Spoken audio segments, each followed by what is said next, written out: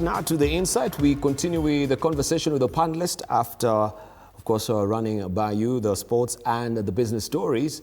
But we want now to pick up the minds of our panelists regarding a raft of issues and the latest development on the political landscape, especially today, and the new announcement there from the Azimio la Umoja One Kenya Coalition Party, that we know the Azimio Council and the National Executive Committee held a meeting just on Monday, and now they have this latest development and amongst other issues that we'll put on the table. But I just wanted to plumb deeper on this issue, because I think now from here going forward, things are going to be, happening at a breakneck speed. Absolutely. So what do you think about this unveiling today? And everyone was really talking about, hey, what is your plan? What do you really have up your collective sleeves? And today now we have Kalonzo, Martha Karua. This will be the formidable, challenge to whichever party also that they'll be running against as well. So let's hear from you. As you rightfully put, PR manager. Oh? From the PR manager. As you rightly put, Dibal, yes. Expect that this year we are going to have an octane level of politics in our country. Mm-hmm. And this is what all Kenyans like. In fact, most of the Kenyans here are glued so that they can be able to hear the various views. What do you think is going to happen here and there? And therefore, every Kenyan must be prepared for, a conversation here and there, and the changing, tides, especially from the political parties aspect and the leadership in those political parties. I think it's very good that now His Excellency President William Ruto might be getting a challenger, because we've actually been waiting to see who is this that is going to be unveiled on the other side of the game. And I think it's a very good thing also that the opposition are going to organize themselves, at least so that we can get some party a formidable party to compete, so that we have a proper competition in our country. But in my view also, I think the UDA has gone way ahead to also showcase what I was saying before, that then it's not just going to be about political parties and those particular individuals only on top of leadership, but every of those people in those political parties owning up to the manifesto. What is a party really up to? What is it? What is their stand about? And so for me to have heard that we have Kalonzo Musyoka and Martha Karua, if they're the same, we've known them, so let's see how... So from your assessment, do you think they can really pack a punch individually? Martha Karua as Martha Karua, Kalonzo Musyoka, and then combined? No, please, you better combine them. And as they get combined, let them also come with a manifesto. Yes. I think what will be very important... Before we even talk about manifesto, really, because I think it is about the person, and then of course it's not about personification, Debal, in my view.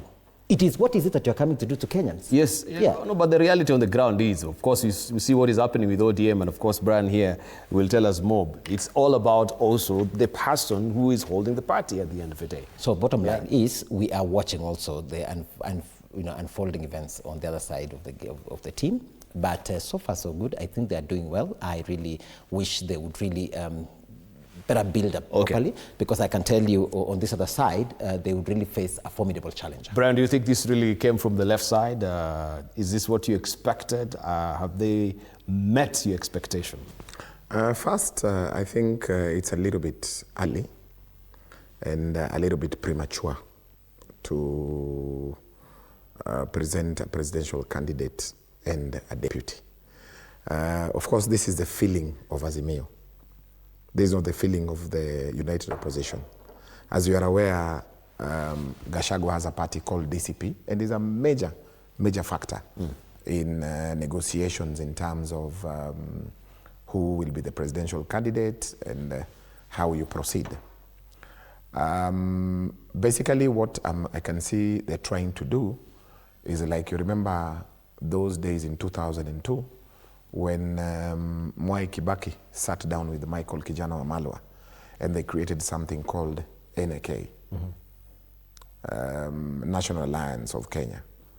Then, of course, there were people who were in government. Raila Odinga was a part of the merger. And when President Moi presented Uhuru Kenyatta without consulting, people came out of it. So when they went on the table, albeit late, they sat down and agreed on how to move forward. So Azimio is planning itself as a coalition party, which is not bad. They will still, it is still very early. As you can see, there is a team within ODM that are quite democratic.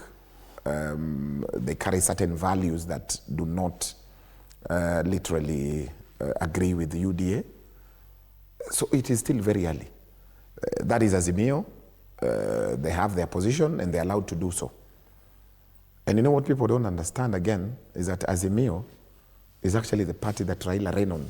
Yeah, he never ran on ODM ticket, yeah. People think that Raila ran on an ODM ticket. Yeah, which really orients my thoughts towards you, just in asking. Yes. Was Raila Odinga then the party leader of the Azimio coalition party? And if he was, could he have also been the party leader of ODM running concurrently? And what does really the law say? I mean, the Political Parties Act. Yeah, Raila was the presidential candidate. He was a presidential candidate. For Azimio. And Azimio, the way it is crafted, if you look at the law and how it was amended, Azimio was a coalition party as well as a political party. And that is the reason why, if you look at the last dispensation, when Raila ran on a NASA ticket or on a coalition, the symbol that was there was ODM. When he ran as a COD candidate. When he ran as a NASA candidate, the symbol that was there was the orange. Because then the law did not allow for coalition party to become a political party. Now, in the last dispensation, with the amendments that was done before the general election, Azimio was a coalition party as well as an individual party. And that is the reason why Raila ran on Azimio and not ODM. Was a coalition party as well as an individual party? I don't know. As well as a constituent party. And that is the reason why Raila was the party leader for ODM and remained as such, but became the presidential candidate on Azimio ticket. Now, with this Azimio, don't joke with it. It might be a game changer. Because what is happening is that, all these guys are having discussions, but they technically do not have a political party to create a coalition. Now, that vehicle, and what you're going to see in the coming days, everybody will be scrambling for Azimio. As you've seen, there are few political parties, 2 of them, who are constituent parties of Azimio. They have already said that they'll be going to court. Because you remember in 2007, yes, when Raila created the Pentagon, you remember there was no political party for them to use, because then Mugambi had disappeared with the party. Before they said Jack Robinson, they went and registered ODM Kenya. As they were still strategizing,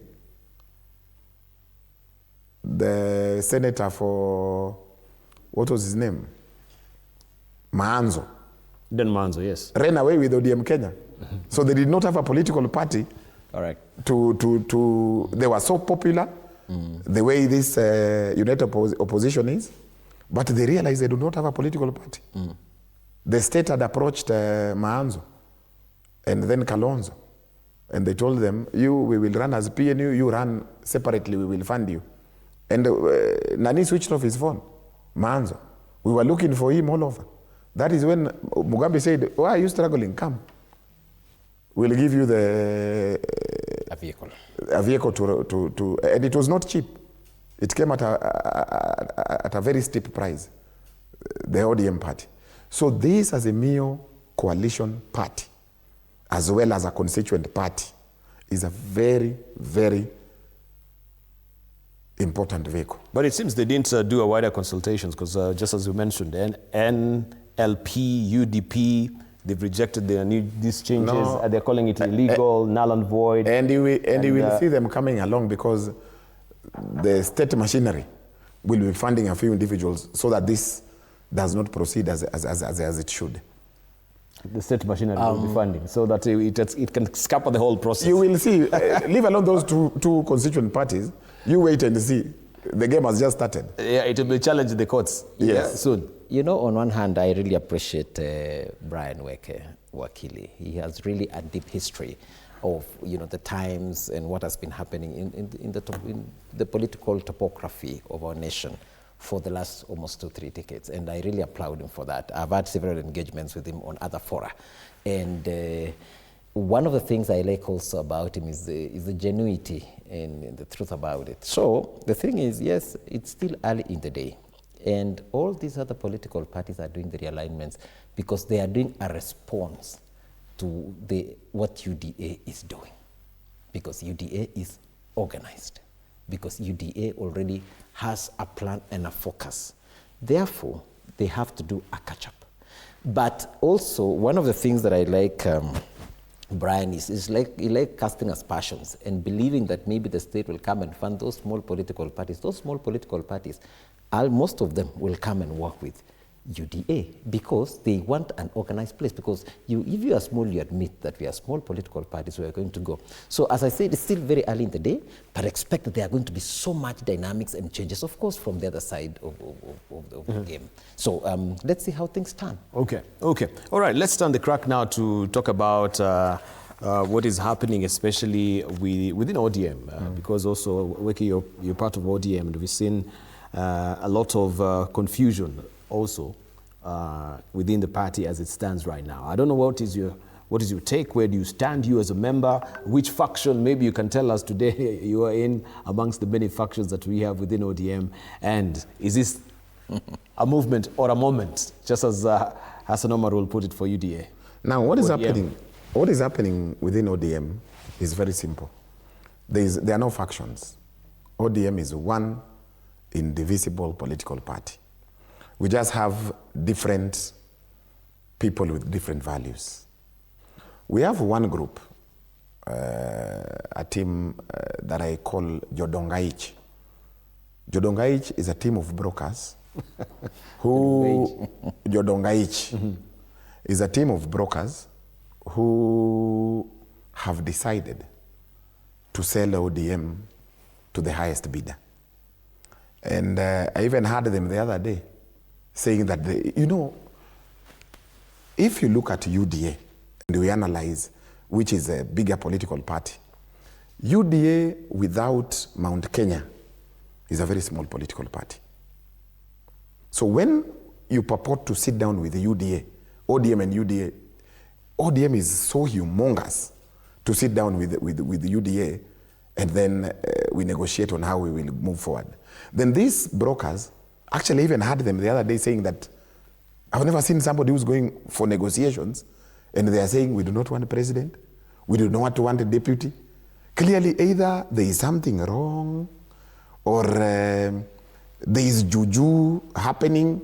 That is the first thing I've ever had in my entire life. I thought they settled for the deputy presidency. I'll come back to that issue. Okay. So the second thought process are the people who are saying, we do not want to hear about William Ruto. He's a con man. He's a good PR guy. Delivery is zero. He does not respect human rights. No. He does not respect the 10-point agenda. Kitura, you are the manager. Just relax. You'll have a right to respond. So that group, you have the Sifunas, you have the Babu Owinos. Them, they are like, we see no evil, we hear no evil about what is happening. They are very clear on what they want.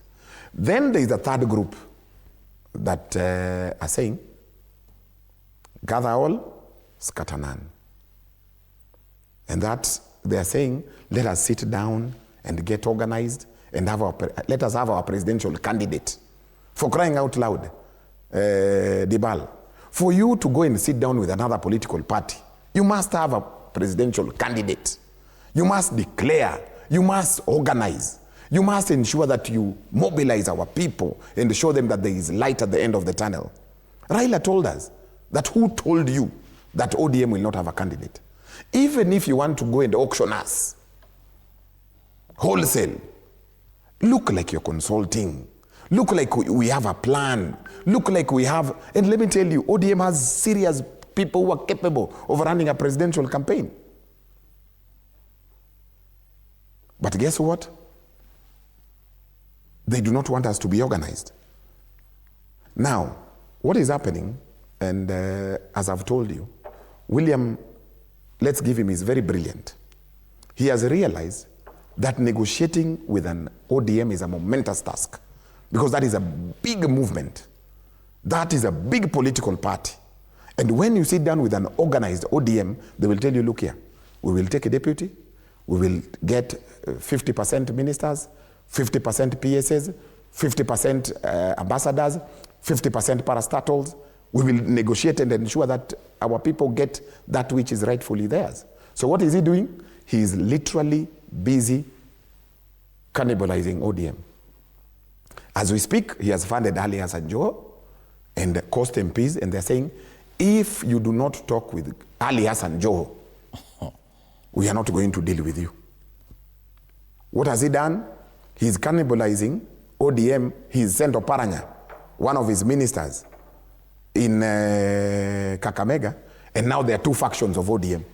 When we sit here, don't think we don't see these things. William Ruto is not interested in ODM. Right. He is interested in the vote of ODM. Yeah, but and to cannibalize ODM. And where we sit, we are not stupid people. We can see him. You know, when it walks like a duck, when it looks like a duck, when it quacks like a duck, it is a duck. But we have pundits also giving a possibility that there is a likelihood that with this particular coalition, William Ruto might.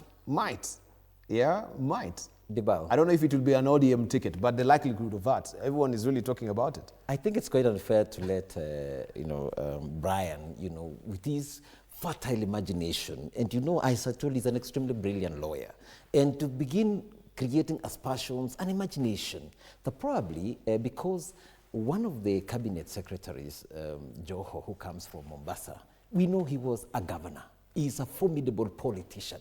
Just because he is so strong in cost, just because he's able to, to canvass I had an opportunity actually to go to Mombasa. I saw the work that he's doing there. Just by sheer fact that he's a very competitive leader, does not necessarily mean that is being funded to cannibalize. We know who Joho is. When you talk about Oparanya, you know he was a governor. He has a very serious constituent. But he seems to be having it on good authority, what he's saying. No. Yeah. With authority. This is fertile imagination. Fertile imagination. And actually misleading.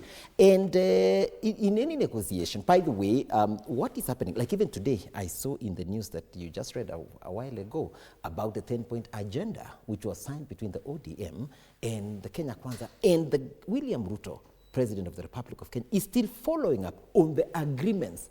Where are we on the things that we all agreed? So to begin now and talk about these other sideshows, I think the president is still straightforward on the things that was agreed. It was signed, let's do on this, and you see it's still being followed. Finally, when it comes to negotiation, just that it's not Brian Weke negotiating does not necessarily mean that those that are in positions in ODM, and I agree, ODM is the largest political party. That is a reality.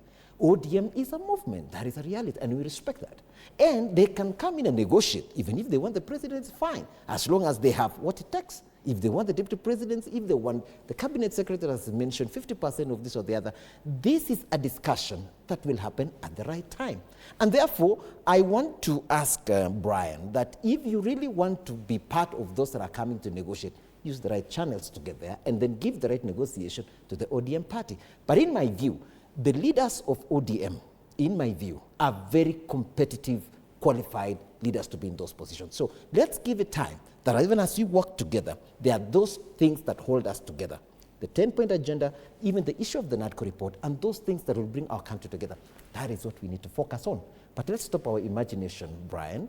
As we say, there's going to be so much dynamics as we go into the future. Yeah. Let's see how things stand. Okay, so we had also Kalonzo extending a hand to ODM to join the united opposition. I don't know if that one just also tapered off, or there is a likelihood that something like ODM joining the united opposition can happen.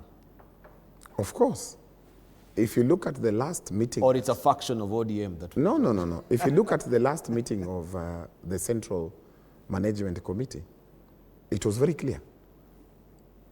The leadership was actually instructed to go and speak to all formations, including UDA and including the United Opposition. So when I see, that's what I'm telling you, there is a problem. There are people who, there are brokers who want to deal with just one formation. And the direction of the Central Management Committee was that speak to all the formations. Tell us what we are, they are offering us, or whether they are supporting us. Let me tell you, Dibal, you know, since the advent of multipartism in our country, the presidents that have served, they have served with a coalition of parties. Mwai Kibaki was in DP, Kijana Wamalwa was in Ford Kenya. They partnered to create NAC, and that is how they formed the government.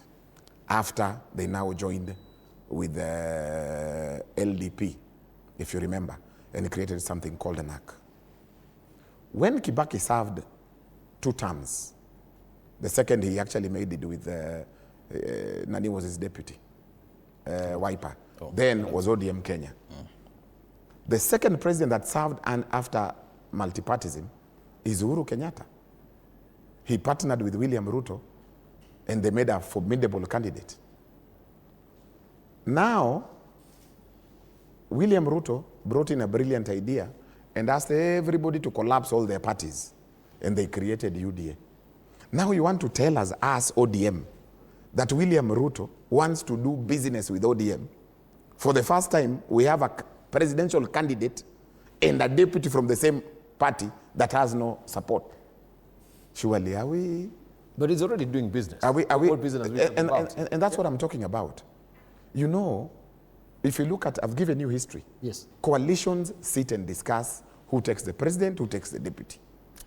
A party as big as ODM is being brought on the table, and they're being told that, you know, Kindiki will still be my deputy. And we are okay with that. And then you go ahead and mention in public that we are not interested in your seat. As ODM, we will not be asking for the presidency or the deputy. So who are you negotiating on behalf?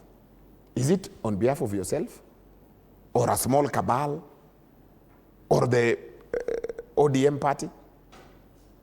You know, and I want to be very genuine with you, the Luo community in ODM, we are the minority. We have had friends who have been following us for a number of years. We have had the Western people, they have been with us. We have had the Costarians, they have been with us. We have had all these small communities within the entire republic have been with us. Then you come and they say that we cannot even produce a deputy president. We are so incapacitated, we even lack the capacity. All right. Not just to present a candidate for president, even deputy president, we have no capacity. Then you're telling us those are right-thinking leaders?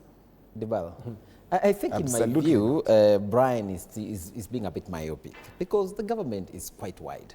It is enough for all of us. And as I said, if you are coming to negotiate for a position, it doesn't necessarily mean, because that what happened in the past necessarily have to happen in the future, that then you have to come and say, we want the president. Sometimes also reason, you know, sometimes prevails.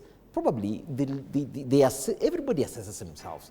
If then Brian wants to come and offer himself for the presidency, then he needs to use the proper channels, because I'm thinking everybody looks at themselves and they say, do I really qualify? Probably. Can I fit in to be the deputy president? Can I, you know, in the party formations?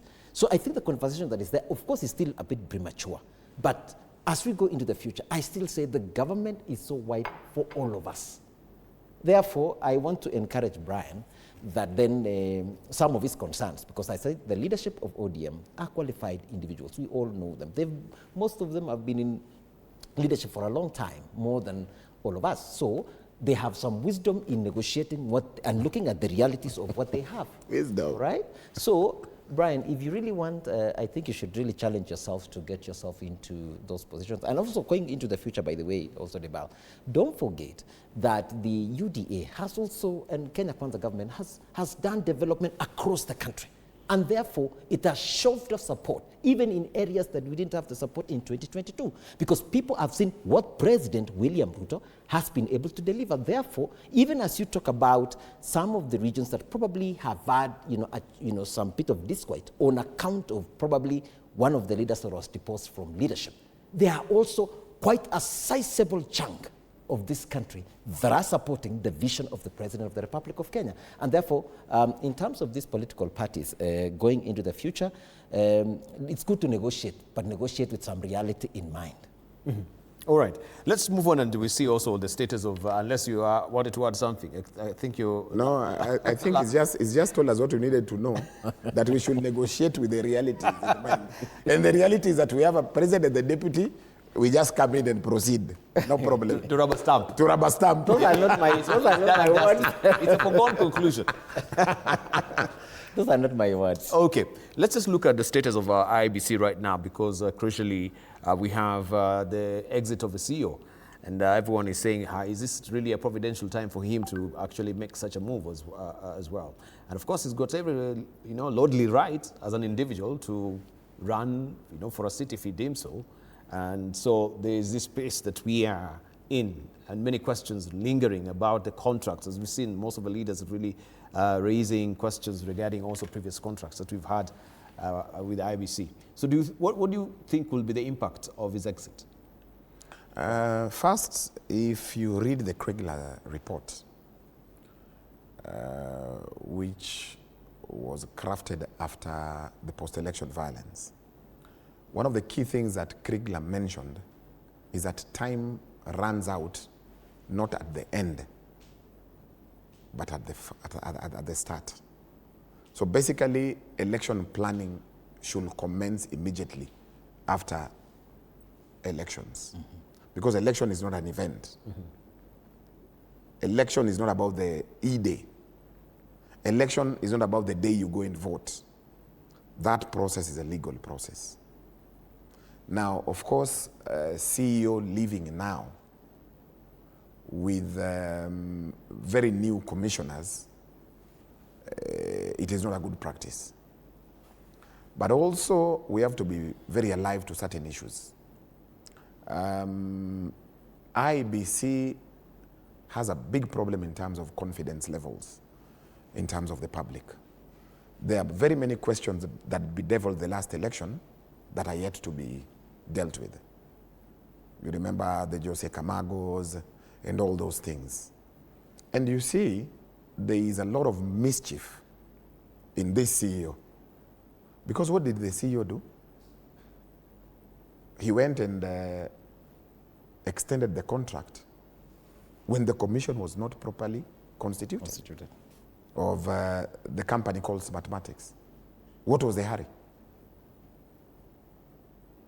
The commission, for it to be well constituted, you need commissioners. And that particular process ought to have been opened to other people so that they bid and we see whichever technology that has come up. But what did they do?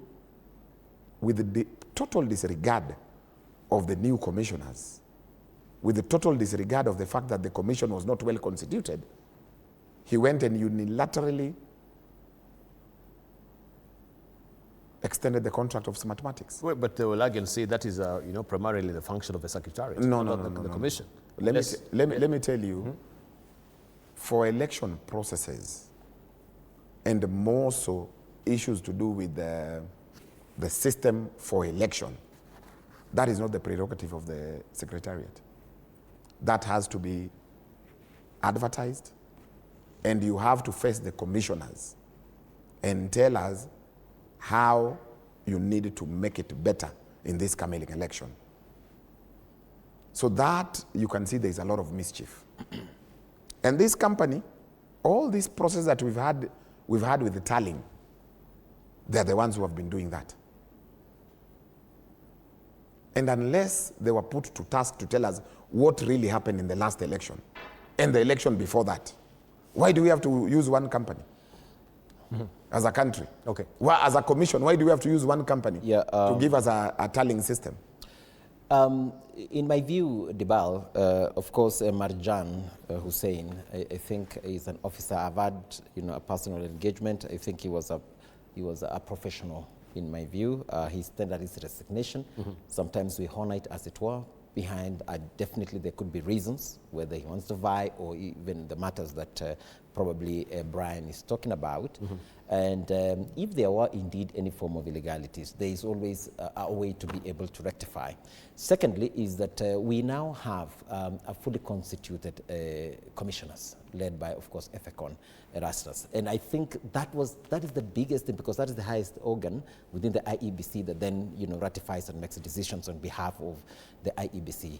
In the last few by-elections that have been done, I think they've done fairly well. Of course, with a few things here and there, they have done fairly well. I participated in a number of them, and I feel that it was pretty a good test. Therefore, to be able then to get an IEBC, I don't think it's going to be a challenge. As I said, the best thing is we have a fully constituted commissioners of the IEBC. So that will be done. Thirdly, don't forget that IEBC is not just the commissioners and the CEO. There is a whole team just right down behind them, a very solid team. I say this because, Dibal, I happen to be in the committee of the implementation of the Constitution in Parliament. And we have always have an opportunity. We are the ones that all the time interact with IEBC and all the commissions within the nation. And we've had a time that we've really interrogated them, from end to end to look at, how they do their thing. And even one of the things that is mentioned, I think is something that we might be finding out as soon as possible, to find out what were the real reasons why, he probably stepped out. If some of these things that he's mentioned is really anything to go by, I don't want to mention them because I have no facts around it. It's some of the things that we will interrogate and be able to give also our direction. But that be said, I don't want Kenyans to then have any fear, because everybody now will begin to cast aspersions. I even heard today someone, people are writing things and saying that whether it's government who has told them to step down, and those kinds of stories. I don't think anybody within government wants an unfair elections. Kenyans are very intelligent. And I can tell you, Dibal, the next election is going to be very transparent, and especially with adoption of technology. I agree with Brian also that we need to enhance the kind of technology that we are going to be using in 2027. So generally to all Kenyans, I think, yes, it's a concern at such time as this to have a CEO stepping aside, but let's also be comforted by the reality that we have a fully constituted board. I know this position will be advertised soonest because it has to be filled very soon, and thereafter I think it's going to be on the public domain when we'll be interviewing all the persons that are going to appear or who are going to participate in to be the CEO of IEBC. So the question of trust and everyone have been questioning why also the commissioners, they took a long time to be constituted. Was there any ulterior motive behind this as well? And now him exiting, how do they, as an institution, try to engender trust amongst Kenya? Because I think it's crucial moving forward.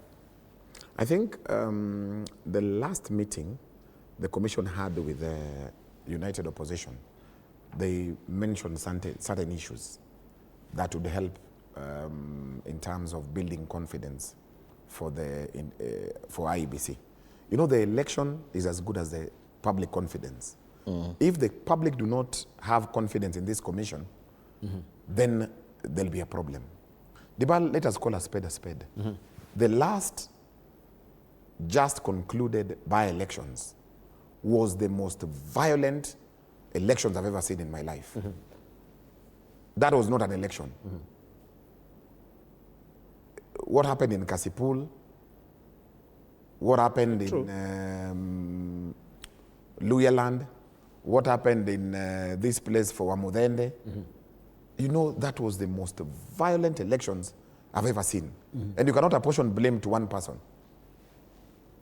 Each party and each formation had mobilized their people for violence. So if that is the test we are taking to the next general elections, we are in trouble. Because you cannot run an election like that. That was literally not an election. And I am yet to see anybody being arrested. I am yet to see IEBC dealing with those machinations. So if we cannot deal with those things, then the public confidence is still waning.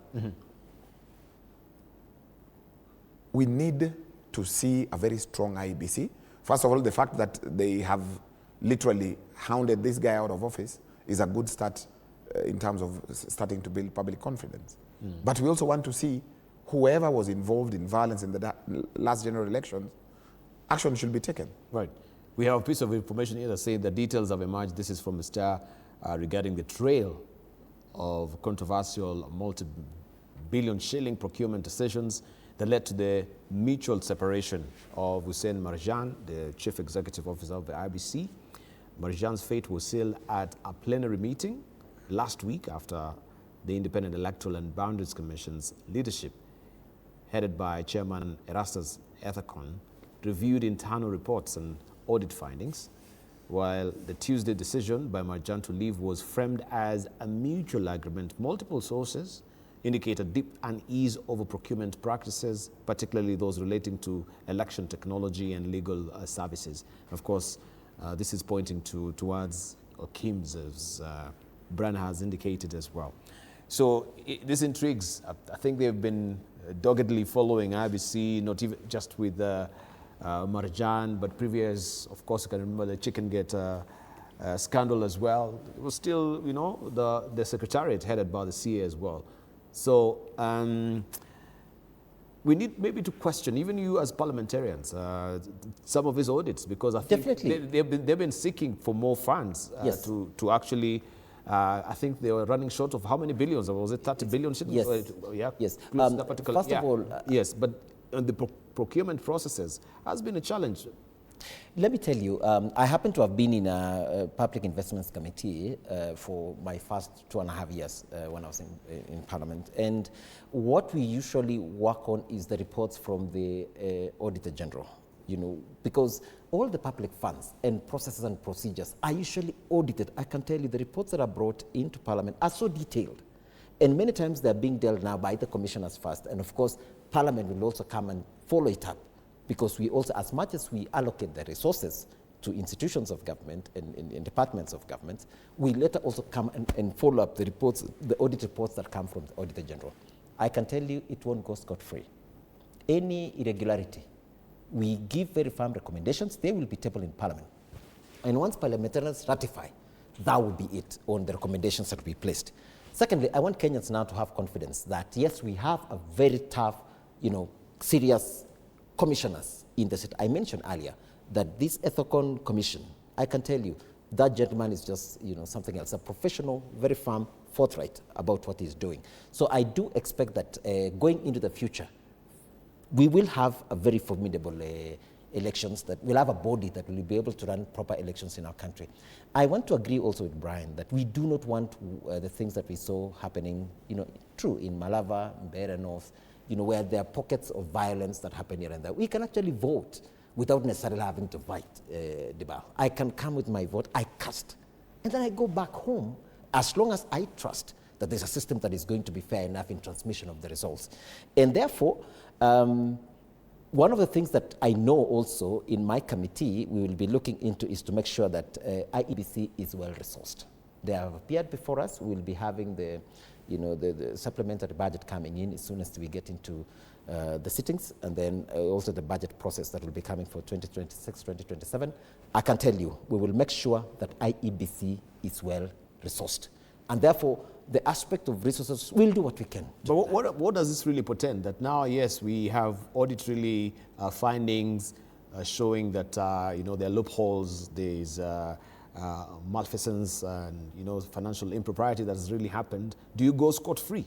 No. Do you just resign and then you're not held liable? Because I think that will be now making mockery of Kenyans who are really paying their taxes. I've just mentioned it to you, that this, when it comes from the Auditor General, that report is submitted also to Parliament. When we appropriate funds, we follow those funds through the audit report, whether those funds was used properly, and the processes. And therefore, this same report will also come into Parliament. And I can tell you, very firm recommendations will be taken against any form of irregularity. It won't go scot-free. I can tell you that for a fact. Mm-hmm. Yeah. All right, Brian, even as we're looking forward now to winding up. I think if you ask me, Erasmus Ethacon has been a colleague for a long time. He's a brilliant guy. He's a resolute leader. One of the key things they have to do is to cancel that contract for mathematics, because we can see those machinations. It could be an issue of procurement, but it could also be other machinations for people planning to rig elections. Issues to do with election technology. There is actually, I sat when I was serving as the chairman of the Election Observation Group, I sat in the committee that was looking at the election technology. It is never about one person. It's about commissioners. It's about different players, the civil society. They sit and advise on technical issues in relation to election technology. So how does one person sign a contract as a commission that is not well constituted?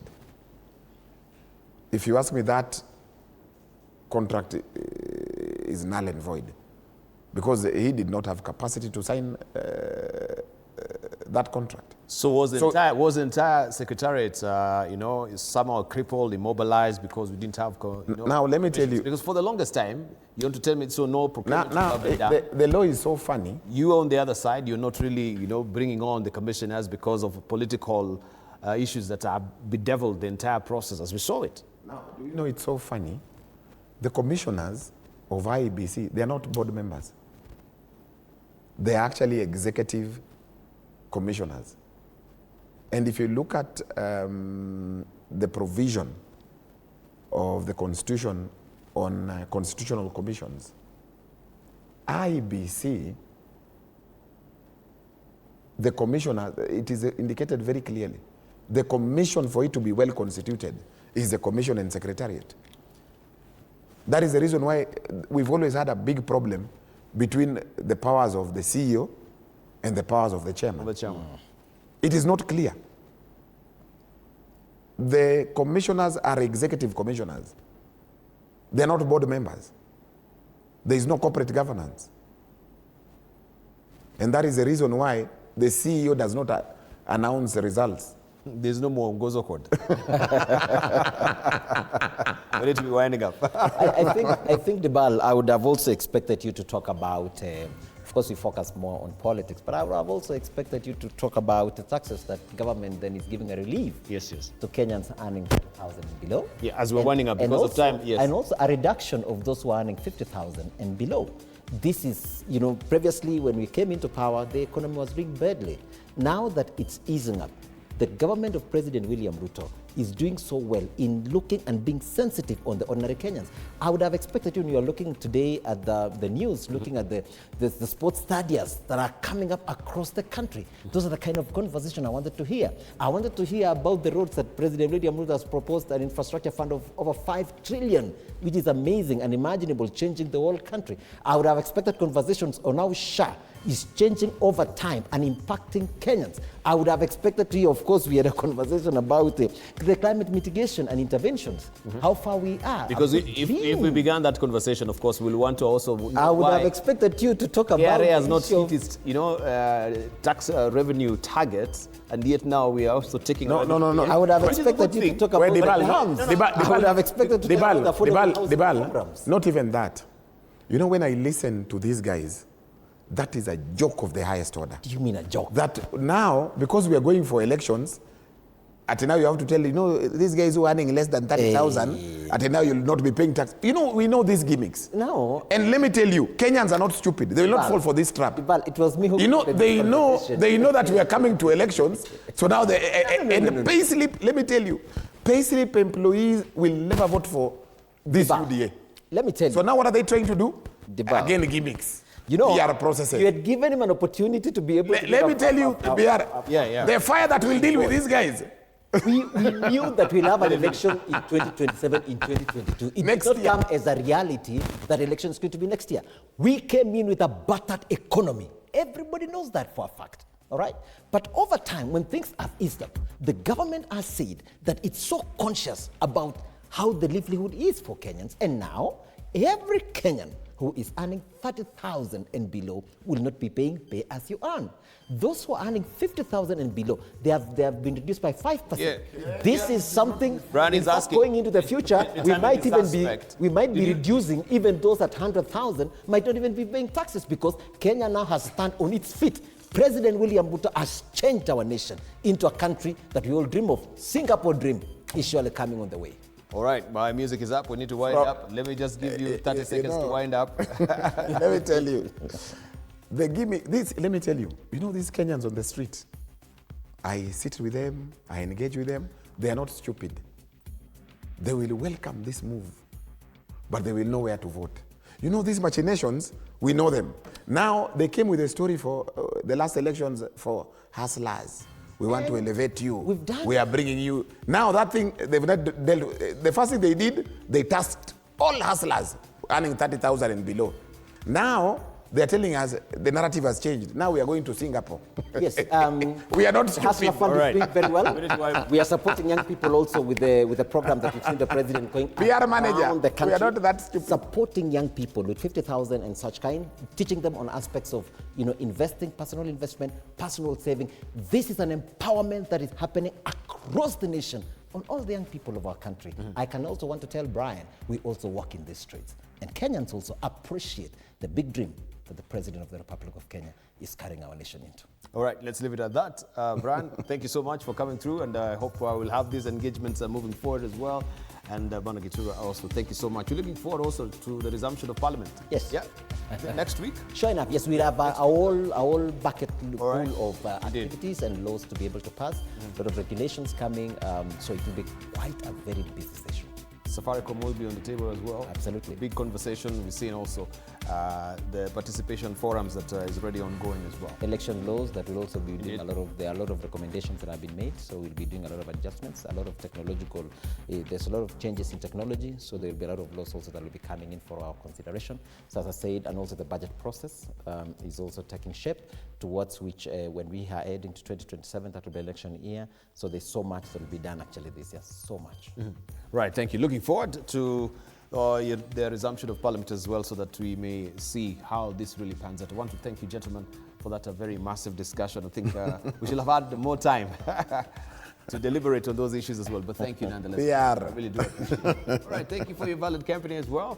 I really do appreciate it. May you have a good sleep and, of course, a good day tomorrow as well. For them that are waiting for the game, which is up next, don't go away.